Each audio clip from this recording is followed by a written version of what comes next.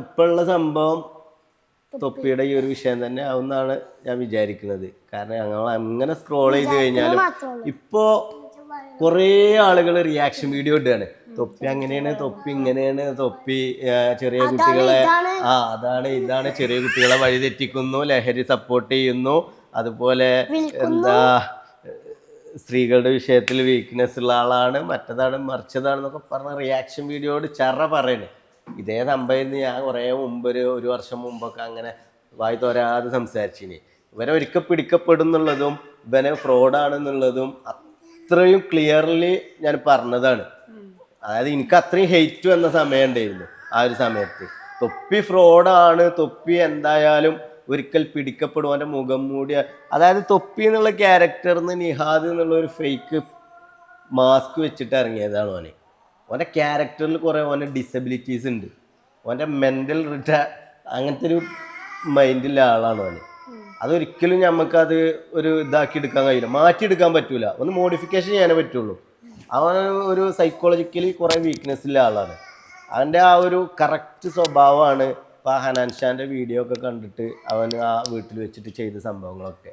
അതായത് അവൻ്റെ ആ ഒരു സൈക്കോളജിക്കൽ പ്രശ്നത്തെ എന്ത് ചെയ്യാണ്, ആ ഒരു പ്രശ്നം അവനക്ക് ഉണ്ട് എന്നുള്ളത് മാത്രമല്ല, അതിനൊരു സ്വകാര്യത കീപ്പ് ചെയ്യാതെ, അതായത് ഓൻ്റെ വീട്ടിലുള്ള ആ ഒരു പ്രായപൂർത്തിയാവാത്ത ചെക്കന്മാർ വരെ ഇല്ലേ, ആ കുട്ടികളില്ല വീട്ടിൽ നിന്ന് ഒരു പരസ്യമായിട്ട് ഓൻ അങ്ങനത്തെ രീതിയിൽ ആ ഒരു സംഭവത്തെ കൊണ്ടുപോവാണ്. എന്താണ് പതുക്കെ ഇഞ്ചക്ട് ചെയ്യാണ് ഈ ഒരു സംഭവം. ഈ ഒരു ഇങ്ങനത്തെ ഇത്തരം ഒരു വീക്കായിട്ടുള്ളൊരു ലൈംഗികതയെ ഓൻ എന്ത് ചെയ്യാണ്, അത് പറഞ്ഞ് കൂടുതൽ മറ്റാളുകളിലേക്കും കൂടി അത് സ്പ്രെഡ് ചെയ്യിക്കുകയാണ്. അപ്പോൾ അവർക്കും തന്നെ അങ്ങനത്തെ ഒരു രീതിയിലാവും അവരുടെ ഒരു മെൻറ്റാലിറ്റി. പിന്നെ പതുക്കെ അത് ആസ്വദിക്കാനുള്ള ഒരു മെൻറ്റാലിറ്റിക്ക് അവരും വരും. അങ്ങനത്തെ ഇതൊക്കെ ഒരു സൈക്കോളജിക്കലി ആയിട്ടുള്ള പ്രശ്നമാണ്. നമുക്കിപ്പോൾ ഞങ്ങളുടെ നാട്ടിലൊരാളുണ്ട്, അപ്പോൾ അയാൾ മീനിൻ്റെ ഷോപ്പിൽ വർക്ക് ചെയ്യുക. അപ്പോൾ അവിടെ ഇങ്ങനെ ഈച്ചകളുണ്ടാവും, മീനിൻ്റെ ഷോപ്പല്ലേ. അപ്പോൾ അയാൾ ഇങ്ങനെ ആട്ടിക്കൊണ്ടേ ഇരിക്കും. പക്ഷെ പിന്നെ അയാൾ അതിനെ പിടിക്കാൻ തുടങ്ങി. ഓരോ ഈച്ചയെ ഇങ്ങനെ പിടിച്ചിട്ട് എറിയാനും കൊല്ലാനും അങ്ങനത്തെ രീതിയിൽ. അതായത് ഫസ്റ്റൊക്കെ അയാൾക്ക് ഭയങ്കര അറപ്പായിരുന്നു ഈച്ചനെ. പിന്നെ അയാളെന്നെ പിടിച്ചിട്ട് ഇങ്ങനെ അമർത്തിയിട്ട് ഞെരുക്കി കൊല്ലാനൊക്കെ തുടങ്ങി. അതായത് അയാൾ പതുക്കെ എന്ത് ചെയ്ത് പിന്നെ ഈ ഈച്ചനെ കൊല്ലുന്ന ആ ഒരു ഇത് ആസ്വദിച്ച് അങ്ങനത്തെ ഒരു മെൻറ്റാലിറ്റി ആയി. പിന്നെ അയാൾക്ക് ഈ കൈ മിന്നൽ നിർത്താനേ കഴിയില്ല. എപ്പോൾ നമ്മൾ നോക്കിക്കഴിഞ്ഞാലും അപ്പോൾ ആളുകൾക്ക് എന്താണ്, അയാൾക്ക് മീൻ വാങ്ങാനൊക്കെ ഒരു മടിയാണ്. കാരണം ആ ഒരു കൈ കൊണ്ട് ഇങ്ങനെ ഇതാക്കുന്ന കൈ, അത് അയാളുടെ ഒരു സൈക്കോളജിക്കലായിട്ടുള്ളൊരു പ്രശ്നമായി മാറിയത്. അയാൾക്ക് നിർത്താൻ പറ്റാത്തൊരവസ്ഥയായി. ആളുകൾ പറഞ്ഞിട്ടും അയാൾക്കത് നിർത്താൻ പറ്റാതെയായി. അത് പതുക്കെ ഒരു ശീലിച്ചു വന്നൊരു ശീലമാണത്. ഒരു 21 ദിവസം ഒരു ശീലം ഇതായി കഴിഞ്ഞാൽ പിന്നെ കോപ്പി ചെയ്താൽ അങ്ങനെ ശീലമായി മാറുന്നതാണല്ലോ. അതേപോലെ ഇത് ഈ ചെറിയ കുട്ടികളൊക്കെ കാണുന്ന ഒരു വീഡിയോസിൽ ഇവർ എന്ത് ചെയ്യാണ്, ഇത്തരം അരാജകത്വം ഫീൽ ചെയ്യുന്ന രീതിയിലുള്ള തെറികളും അതുപോലെയുള്ള ഇപ്പം നമുക്ക് എന്താണ്, നമ്മളെ കുട്ടികളൊക്കെ ഒരു വീഡിയോ കാണുമ്പോൾ ഇതൊരു നോർമലൈസ് ചെയ്യാന്നൊരു സംഭവമാണ് ഇവർ കാണുന്നത്. അതായത് ഒരു തെറി പറച്ചിൽ, അതൊരു നോർമൽ ടോക്ക് പോലെ. ഗെയിം കളിക്കുകയാണെന്നുണ്ടെങ്കിൽ പോലും അതിൽ വരെ ഒരു നമുക്ക് വൃത്തിയില്ലാത്ത രീതിയിൽ നമുക്ക് ആ വാ കൊണ്ട് ഭക്ഷണം കഴിക്കണ്ട ഒന്നുമില്ലെങ്കിൽ ആ നാവ് കൊണ്ട് അവൻ സംസാരിക്കുമ്പോൾ പിന്നെ ആ നാവ് കൊണ്ട് നമുക്ക് ഭക്ഷണം കഴിക്കാൻ തോന്നില്ല. അമ്മാതിരി രീതിയിലുള്ള തെറികളൊക്കെ ഉൾപ്പെടുത്തിക്കൊണ്ട്, അതേപോലെ ഈ വീഡിയോ കോളിലൊക്കെ ഇപ്പോൾ അതിൽ ഈ ലൊട്ട അതേപോലെ ഒമേഗയിലൊക്കെ വീഡിയോ കോൾ ചെയ്യും. അപ്പോൾ ഇതിലൊക്കെ വീഡിയോ കോളൊക്കെ ചെയ്യുമ്പോൾ വരുന്ന പെൺകുട്ടികളോടൊക്കെ വളരെ മോശമായിട്ട് എന്താ കിട്ടുമോ, ഓരോ സംഭവങ്ങൾ ചോദിക്കുമ്പോൾ ഇത് കണ്ടുകൊണ്ടിരിക്കുന്ന കുറേ കുട്ടി സമൂഹം ഉണ്ട് ഇവിടെ. ഇത് കാണുമ്പോൾ ഇങ്ങനെയാണ് ഒരു പെണ്ണിനോട് പെരുമാറേണ്ടത്, അല്ലെങ്കിൽ ഇങ്ങനത്തെ രീതിയിലാണ് ഒരു പെണ്ണിനോട് സംസാരിക്കേണ്ടത് എന്നുള്ളത് ഇവരെന്ത് ചെയ്യാണ്, കോപ്പി ചെയ്യാണ്. ഈ ഒരു സംഭവം നമ്മൾ അന്നേ പറയുന്നതാണ്, ഇത് ജനങ്ങൾ മനസ്സിലാക്കാത്തതാണ്. അപ്പം എന്താണ്, ഭൂരിപക്ഷത്തോടൊപ്പം നിൽക്കുക എന്നുള്ളത് ജനങ്ങളുടെ ഒരു ശൈലിയാണ്, അന്നും ഇന്നും എന്നും. ഒരു 90-50 ആളുകൾ ഇത് ഇവനാണ് ശരി എന്ന് പറഞ്ഞാൽ, അല്ലെങ്കിൽ ഒരു ഫുഡ് ടേസ്റ്റ് ഉണ്ട് എന്ന് പറഞ്ഞാൽ ഫഹദ് ഫാസിൽ ഒരു പടത്തിൽ പറയുന്നുണ്ടല്ലോ. അതായത് 99 ആൾ വന്നിട്ട് ഈ ഫുഡ് രസമുണ്ടെന്ന് പറഞ്ഞാൽ പിന്നെ ഈ ഫുഡ് രസമില്ലെങ്കിൽ 100ാമത് വരുന്ന ആൾ അത് രസമുണ്ടെന്ന് പറയുള്ളൂ. അതുപോലെ ഒഴുക്കിനൊപ്പം നീന്തുക എന്നുള്ളത് ഈ നമ്മളെ ജനങ്ങളുടെ ഒരു പ്രത്യേകതയാണ്, ഭൂരിപക്ഷത്തോടൊപ്പം നിൽക്കുക എന്നുള്ളത്. തൊപ്പി നല്ലതാണെന്ന് പറഞ്ഞപ്പോൾ എല്ലാവരും അവനെ കുറിച്ച് പുകഴ്ത്ത് അവൻ നന്നായി മാന്യനായി മെറിച്ചതായി. അതായത് ഒരു ഫേക്ക് വേൾഡ് പടുത്തുയർത്തിക്കൊണ്ടാണ് തൊപ്പി രണ്ടാമത് നമ്മളെ മുന്നിലേക്ക് വന്നത്. നമുക്ക് എന്താണോ മനസ്സിന് തോന്നേണ്ടത് അത് അവന് തോന്നും.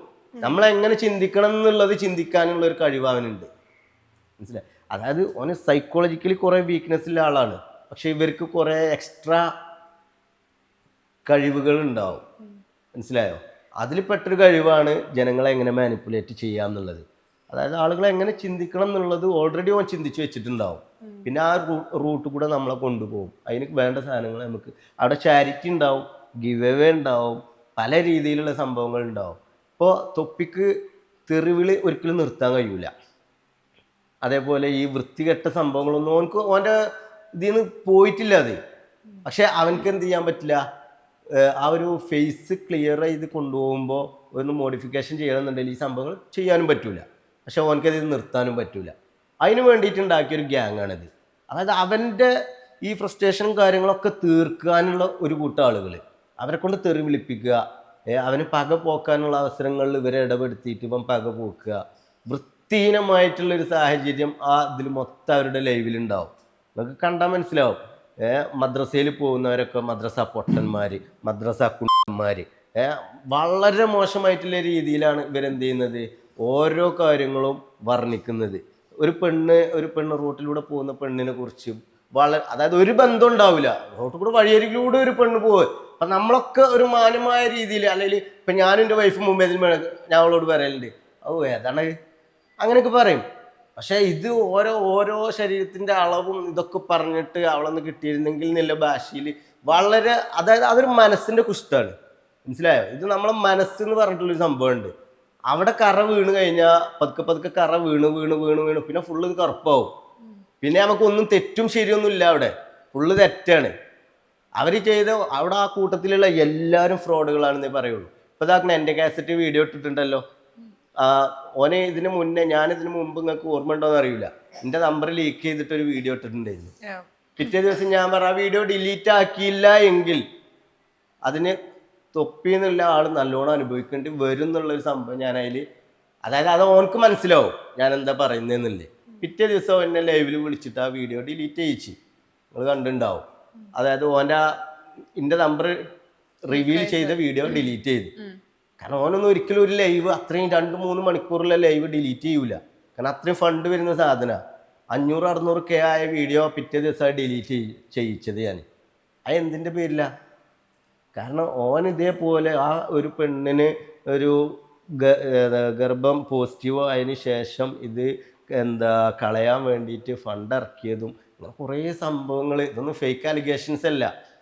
ഈ സംഭവം നമുക്ക് ഫുള്ളായിട്ട് പറയുമ്പോൾ അതിൽ വേറെ കുറച്ച് ആളുകൾ കൂടി ഇൻവോൾവ്ഡ് ആണ്. നമുക്ക് പറയാൻ പറ്റാത്ത കുറേ സാഹചര്യങ്ങളുണ്ട്. പക്ഷെ ഇതൊരിക്കൽ ഇപ്പം എൻ്റെ കേസറ്റ് ആക്കണ് ചാറ്റ് മൊത്തം ലീക്ക് ചെയ്തിട്ടുണ്ടല്ലോ, ആ പെണ്ണ് പറയുന്ന ചാറ്റും.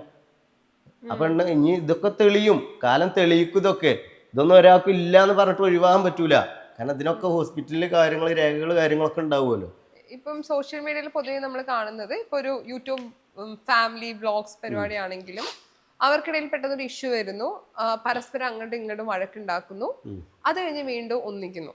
പൊതുവെ ഇത് നമ്മള് സാധാരണയായിട്ടുള്ള ഈ വീഡിയോസ് കാണുന്ന ആൾക്കാരെ പറ്റിക്കുക എന്നത് പറയുന്ന പോലെ തന്നെയാണ്. ഞങ്ങൾ മണ്ടന്മാരാവുന്ന സിറ്റുവേഷൻ വരാറുണ്ട്. പൊതുവെ ഇത്തരം സാഹചര്യത്തിൽ ഇഷ്യൂസ് ഇങ്ങനെയുള്ള ഒരു ഗ്യാങ്ങിനിടയിൽ ഉണ്ടാകുമ്പോൾ സ്വാഭാവികമായിട്ട് നമ്മൾ ചിന്തിക്കുന്നത് പ്ലാൻ ചെയ്ത് സ്ക്രിപ്റ്റഡ് ആണ് എന്നാണ്. അപ്പൊ പക്ഷെ ഇക്ക പറയുന്നത് സ്ക്രിപ്റ്റഡ് ആവാനുള്ള ഒരു സാധ്യതയില്ല എന്നത് ഉറപ്പിച്ച് തന്നെയാണ് പറയുന്നത്. അതിന്റെ ഒരു കാരണം എന്താ? അതായത് സ്ക്രിപ്റ്റിനൊക്കെ ഒരു ബേസ് ഉണ്ടാവും. പ്രത്യേകിച്ച് തൊപ്പി എന്നുള്ള ചാനലിൽ ഇടുന്ന വീഡിയോസിൻ്റെ സ്ക്രിപ്റ്റുകൾ നിങ്ങൾക്ക് നോക്കിയാൽ മനസ്സിലാവും. അവിടെ ഒരു അൾട്ടിമേറ്റ് കിങ് ആയിട്ട്, ഒരു സുൽത്താനായിട്ട് തൊപ്പി ഉണ്ടാവും അവിടെ. അതായത് തൊപ്പിനെ മുകളിലേക്ക് കൊണ്ടുപോകുക എന്നുള്ളത് മാത്രം. അതായത് ഓരോ ലൈവിൻ്റെയും ഗ്രാഫ് എടുത്ത് നോക്കുമ്പോൾ തൊപ്പിയുടെ ലെവൽ മുകളിലേക്ക് പൊന്തിയായി വരാൻ പാടുള്ളൂ, ഒരിക്കലും താഴാൻ പാടില്ല. അതായത് പണ്ട് തമിഴ്നാട്ടിലൊരു സിനിമയിൽ വിജയ് എന്ത് ചെയ്യുന്നുണ്ട്, ലാസ്റ്റ് മരിക്കുന്ന ഒരു സീനിൽ തിയേറ്ററൊക്കെ എറിഞ്ഞ് പൊട്ടിച്ചു എന്നൊക്കെ പറയുന്നേക്കാം അവിടുത്തെ ജനങ്ങൾ. അതുപോലുള്ള ഒരു ക്യാരക്ടറാണ് തൊപ്പി എന്ന് പറഞ്ഞാൽ അവൻ്റെ മൈൻഡിൽ. അതായത് ഓന് മുകളിലോട്ട് മാത്രമേ പോകാവൂ എന്നുള്ളൊരു താഴോട്ട്. അപ്പോൾ ഒരു സ്ക്രിപ്റ്റിലും എന്ത് ചെയ്യൂല, തൊപ്പിയെ തരം താഴ്ത്തിയിട്ടോ പിന്നെ പ്രത്യേകിച്ച് ഇങ്ങനത്തെ ഈ ഒരു അലിഗേഷൻസ് ഒന്നും കൊണ്ടുവന്ന് സ്ക്രിപ്റ്റ് ചെയ്യൂല. അതൊന്നാമത്തെ കാര്യം. പിന്നെ ഇവര് ഇപ്പോൾ ഒരു തെറ്റിപ്പോവുക അല്ലെങ്കിൽ എന്തെങ്കിലും ഒരു നോർമലായിട്ടുള്ളൊരു സംഭവം പോലെ അല്ലത്. ഇതിൽ ഉന്നയിച്ച ഓരോ അലിഗേഷനും ലീഗലി ഭയങ്കര പ്രശ്നമായിട്ടുള്ള സംഭവങ്ങളാണ്. ഒന്ന് ഡ്രഗ്സിൻ്റെ കാര്യം, പിന്നെ ഒന്ന് പെണ്ണിൻ്റെ കാര്യം, പിന്നെ അവിടെ നടക്കുന്ന സംഭവങ്ങളെ കുറിച്ച് ഓരോ കാര്യങ്ങൾ. ഞാൻ ഇപ്പം എൻ്റെ കുട്ടികളോടൊക്കെ എപ്പോഴും പറയുന്നതാണ്, വ്ളോഗ് ഇവിടെ കാണുകയാണെന്നുണ്ടെങ്കിൽ ഹനാൻഷാൻ്റെ വ്ളോഗ് കണ്ടാൽ മതി. കാരണം ഒരു വ്യക്തി എങ്ങനെ ആയിരിക്കണം എന്നുള്ളതിന് ഒരു ഉത്തമ ഉദാഹരണമാണ് ഹനാൻഷ.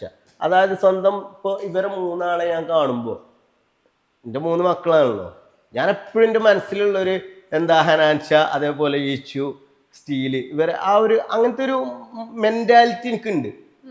കാരണം അത് നമ്മളെന്താണ് ഓൽക്ക് ആ ഏട്ടനനിയന്മാരെങ്ങനെ ആവണം. ഇപ്പം നമ്മളൊക്കെ വീട്ടിൽ ഇപ്പോൾ നമ്മൾ കണ്ടിട്ടുണ്ടാവും, ഏട്ടനനിയന്മാർ തമ്മിൽ തല്ലുക, കച്ചറ കൂടുക, അതിർത്തി തർക്കങ്ങൾ, ബാപ്പാരെ തല്ലുന്ന്, ഉമ്മാരെ തല്ലുന്ന്, ഉമ്മാരെ അവിടെ കൊണ്ടയാക്കുന്നു. പക്ഷെ അങ്ങനെയൊക്കെയുള്ള ആളുകൾക്ക് ഇപ്പം ഈ ഹനാൻഷാൻ്റെ വ്ളോഗൊക്കെ കാണുന്നൊരു സമൂഹം ഇവിടെ ഉണ്ടായിക്കഴിഞ്ഞാൽ അവർ മനസ്സിലാക്കും ഓരോ കുട്ടികളും നമ്മളെ ബാപ്പാനോട് നമ്മളെങ്ങനെ നിൽക്കണം, ഉമ്മാനോട് എങ്ങനെ നിൽക്കണം.